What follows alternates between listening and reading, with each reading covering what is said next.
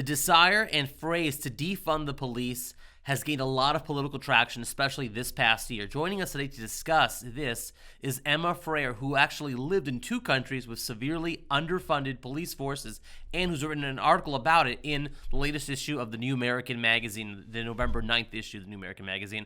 Emma, thank you for joining us today here on the show. Thanks for having me, Christian. So, you live now in Brazil, and you lived between 2015 and 2017 in South Africa. What is it like living in these two places with respect to policing? It's as if the police are non-existent. I mean, there are nominal police forces, but they're severely underfunded and very ineffective. They're also deeply corrupt. So what I've experienced is that middle-class people turn to private security to protect, their homes and their families and their businesses. I think in America we're used to thinking of private security as a service for the wealthy, movie stars going around with bodyguards.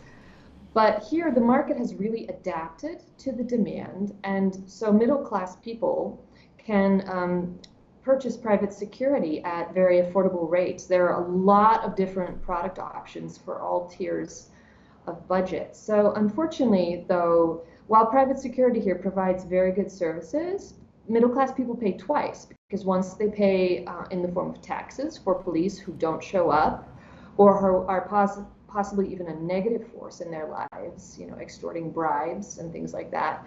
And then they pay also for their private security that does actually show up when they have a need. But people are willing to pay that because, if you don't have security, for your home and for your family, you have nothing. So the market has seen that demand and has risen to accommodate it. And unfortunately, I think we may be headed there in the United States as well. So, with police being severely defunded or underfunded in places like South Africa and Brazil, what effect has that had on crime in these countries? You mentioned the private security forces, but how is crime in these two countries? Well, crime rates are absolutely astronomical. I believe that in South Africa, 58 people are murdered every single day, and policing is just extremely ineffective. I read a study that suggested that in South Africa, over 80% of burglaries go unreported because people just think it's a waste of time. In the little city that we lived in, we had to go to the police department a couple times for documents connected to our visa and such, and every time there was this massively long line. I think you typically have to wait at least an hour.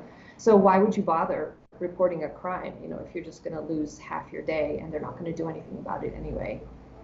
Is this because of understaffing on the side of the police forces in South Africa and Brazil? That's a big part of it, yes, just underfunding. In South Africa and Brazil, the situations are different.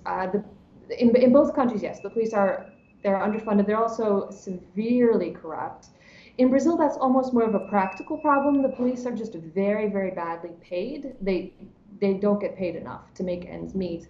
And so corruption has just become a part of the institutional framework in this country. It's normal that you top up your salary a little bit with corruption if everyone else is doing it. Why wouldn't you? In South Africa, they're also very corrupt, but there's also just a huge incompetence problem. I believe about a year ago, they forgot the cybercrimes unit forgot to pay for its software licenses, so they lost a whole bunch of their files and had to close a lot of their investigations. Wow. I guess all the cyber criminals know what country to pick on then. But so if police are severely defunded, as has been the case in Brazil and in South Africa or anywhere really around the world, the police officers' salaries are then, as a result, severely diminished then. And to compensate for that gap, you're saying that they extort people through bribes and so forth just to make ends meet then? Yes, yeah, that's right. Brazil is a little bit different from America. There's different police forces for different functions, and some are less corrupt than others. The federal police are pretty good at white-collar crime. You may have heard of Operation Lava Jato, Operation Car Wash, that put the former president of Brazil in prison for corruption. They're not too bad, but like the traffic police just have a terrible reputation. Brazilians who I've talked to about this told me that if you get pulled over, you just pull your wallet out and you just hand over the cash because that's what they're after. So it's unfortunate, and then people are just having to rely on private security instead. In South Africa, the private security is really like the face of law and order in the country. We lived in a small city, and there was one private security company that everybody relied on, and they were like the private police force. I often saw their cars out patrolling the streets. If you had any kind of a problem, you would flag them down for, the types of services you might be So, used to so calling. even if they're not a client of yours, even if you haven't hired that private security force to protect yourself, they'll still stop and help people, regardless of that. Yes, yeah, Wow. that's a very interesting facet of the private police in South Africa. They're out on patrol, and if they, catch an assault, catch a burglary, they will just jump in and get involved. It's a very competitive market, so doing that is also just part of their marketing. That's how they get clients, by being out and by being visible.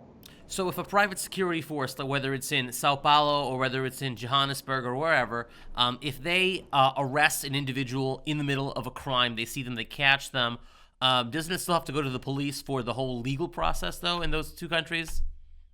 Yes, yes, that's where the whole thing breaks down. They can place someone caught committing a crime under citizen's arrest, but at that point they still have to call the police and then probably wait 2 hours for a police officer to finally show up and take the person to jail. And so the police still can have a monopoly on the gateway to the criminal justice system. So that's kind of where the system breaks down. So your private security is just to protect you, to protect your home, but then yeah, at that point, that's where it ends. So, do you see a future for private security firms here in the United States if defunding of police goes as the radical Democrats and progressive activists would like it to see go?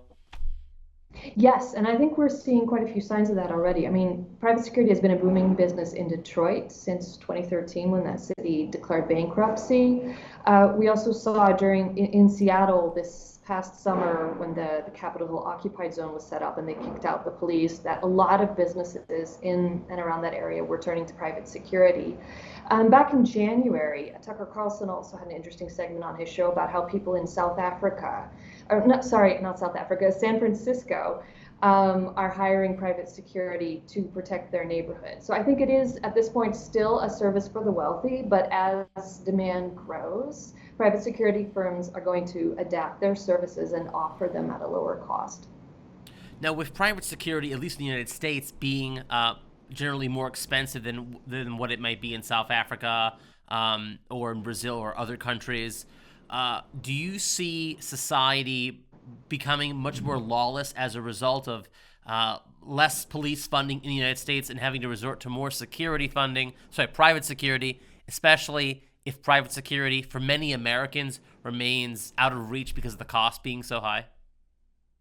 Yes, I think so, and that's what we've seen in South Africa. I mean, despite virtually everybody who's middle class and up having private security, there's just a complete culture of lawlessness. The criminals know that they can get away with just about anything. Maybe private security will stop them from doing something, but then at that point, they'll still be able to get out of jail pretty quickly. Yeah, so there's a complete culture of lawlessness because they don't expect any repercussions for their crimes because of ineffective policing.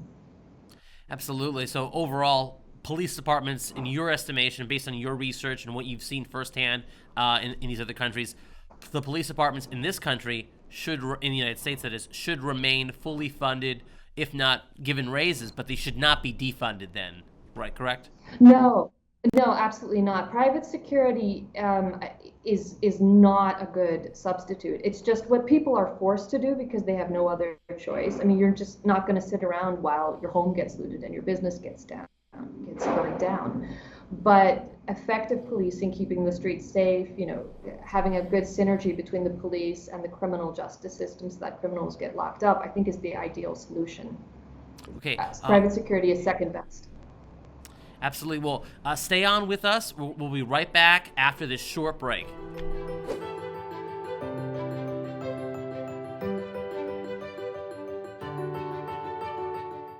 And with us today, of course, is Emma Freire, joining us to continue our discussion on defunding the police and her article in the New American Magazine, the November 9th issue of the New American Magazine. So, Emma, we were just discussing private security as it stands in Brazil and South Africa as being a sort of a stopgap or Band-Aid, if you will, for the lack of police funding in these areas. But another area that many Americans especially, and probably also people in Brazil and South Africa, I would imagine as well, are turning to is, of course, legal possession of their own firearms to protect themselves.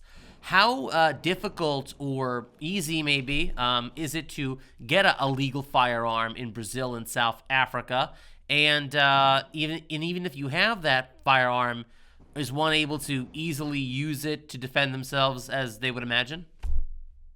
Well, this is a major difference between Brazil and South Africa and the United States, and it's also one of the major drivers of the demand for private security. In Brazil and South Africa, it is very difficult to legally purchase a firearm.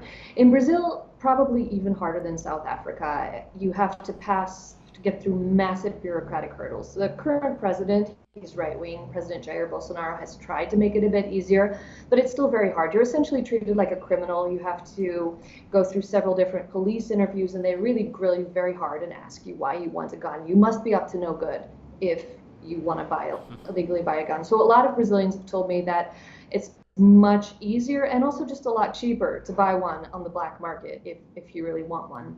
In South Africa, it's probably a little bit easier because they have more of a tradition of private firearm ownership. They also have a hunting culture, somewhat similar to the United States.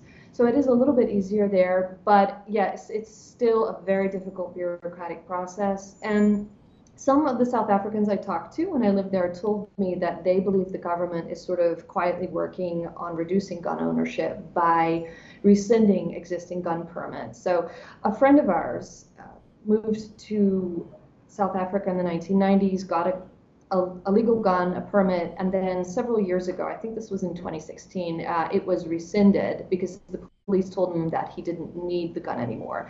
Even though crime rates in the city, even the crime rates that in the city that we lived in had gone up enormously during those 20 years. So it's patently absurd to say he doesn't need it anymore. So the government can tell a citizen, you no longer need this gun, so we're going to revoke your right or permission to even possess it legally. Yes, that's right. So this man had to purchase an air gun instead to defend his home. And then there's also in South Africa very much the issue of legally using the gun. So if you do shoot a burglar in your home, you're going to face a really tough judicial investigation. You're going to be treated like you were reckless. And this is a very effective deterrent to gun ownership. I had a friend in South Africa. She's a mom of small children like me, and I asked her once if she ever considered legal gun ownership. And she told me that she didn't because she was scared of the legal nightmare that would ensue if she actually shot a burglar. So she preferred to buy a very comprehensive private security package to kind of offload the responsibility for using the firearm. And she told me about the story of a man that she knew who had shot and wounded a burglar in his home. And as a result of that, this man had been ordered by the court to pay for the burglar's medical care. Wow. Yes. That's It's crazy. crazy, yeah. And if you actually kill the burglar, you're probably going to go to prison. So unfortunately, I think I'm concerned we may be seeing that in the United States too. Of course, there's the famous case of the McCloskeys in St. Louis who had legally owned firearms, and now they're being charged for using them. So I think this has been going on in South Africa for quite a while already. So yeah, sure, okay, maybe you can clear all the hurdles and actually buy the gun, but then using it is where you run into problems. So it really sounds like in these countries, the criminals are basically being empowered by the government to freely have free range in the sense of committing crimes, knowing that if they do go after someone and they survive, let's say they don't get killed, the person who shot them may have to pay for all their medical bills and so forth, and they'll just get a slap on the wrist. Well, you mentioned before that those who are trying to have legal firearms in those countries, in some cases, they resort to having to get air guns. But what type of firearms do the criminals have in these places? Are they shooting little pellets and air guns, or do they have more sophisticated weaponry at their disposal? Yes, they have very, very sophisticated weaponry. It's the full range, really. I think anything that they would want. I've been told that in the favelas, which are Brazilian ghettos that are basically run by drug gangs, they have war quality weapons. There have been cases of drug gangs shooting down police helicopters. Wow. So yeah, they have they can buy whatever they want to. But if there's a shooting in your area and you're a legal gun owner, you will get a visit from the police and be asked to present your alibi, even though maybe you only have a little, 38 caliber or something like that. You're going to be treated as the first suspect in any shooting in your area. Wow. So there's let's say there's, Lord forbid, there's a mass shooting in somewhere in Brazil. Someone uses obviously a machine gun or submachine gun type weapon, and the police will knock on the door on the person who has the 38 caliber or 9mm pistol and ask them questioning as to where they were when that incident took place. Yes, that has been known to happen quite often. If you have a legal gun, you're treated as a criminal. Wow.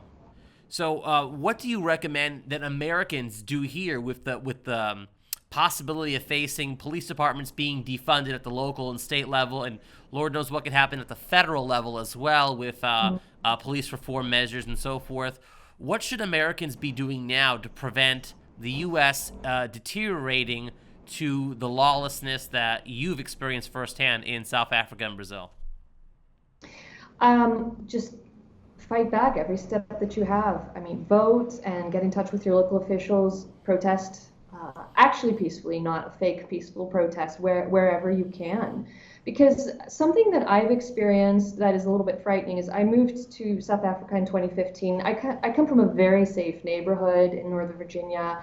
I never thought about my safety very much, but it's incredible to me how quickly I've adapted to this kind of life. Living with CCTV and guards and electric fences has just started to feel normal. It can happen much faster than you think it might. So Americans might look at countries like South Africa and Brazil and think we would never tolerate such high crime rates, but you just might. You can get used to it a lot faster than you expect. So just the best step is just prevention. Don't let it get so bad. Yeah, even though you could get used to it, it's best that you not get used to it by not having the situation in the first place. Mm-hmm. Well, very sound advice. And of course, for those that are watching and listening out there, we recommend that you get the November 9th issue of the New American Magazine that features Emma's article in the magazine on page 17. So get your copy of that issue, available on shopjbs.org and the New American Magazine as well. Thank you so much, Emma, for being with us here today on the show. It's been a pleasure, Christian. Thanks for having me.